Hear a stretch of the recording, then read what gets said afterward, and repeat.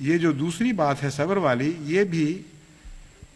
آئلی زندگی کو بہتر بنانے والوں کو یاد رکھنی چاہیے. دعائیں کریں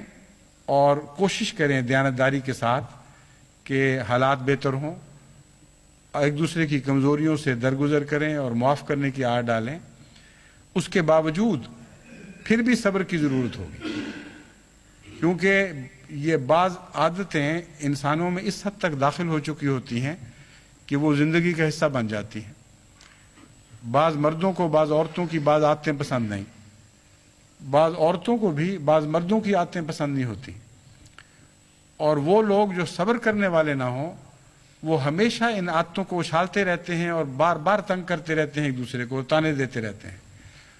اور وہ چند معمولی عادتیں ہیں جو ان زندگی کو کا نمونہ بنا دیتے ہیں. ایسی حرکتیں کرنے والے لوگ، ایسے کمینے خیالات والے لوگ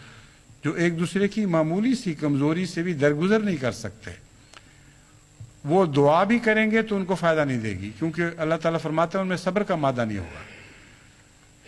جنت ان کو ملے گی جو ساتھ صبر کی صلاحیت بھی رکھتے ہوں. سب کچھ کرنے کے بعد، کوششوں کے بعد، دعاؤں کے بعد پھر بھی دیکھیں گے، عورتیں دیکھیں گی کہ مردوں کی بعض کمزوریاں بیچاروں کی جو دور نہیں ہو رہی تو وہ صبر کے ساتھ ان سے گزارا کریں گی. مرد دیکھیں گے کہ بعض بیویوں کی کمزوریاں جو نہیں دور ہو رہی، بعض ان کے اختیار ہی میں نہیں ہوتی،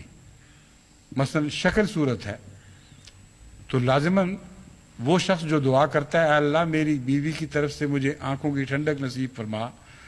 اگر صبر نہیں کر سکتا تو یہ دعا اس کو کیا فائدہ دے گی؟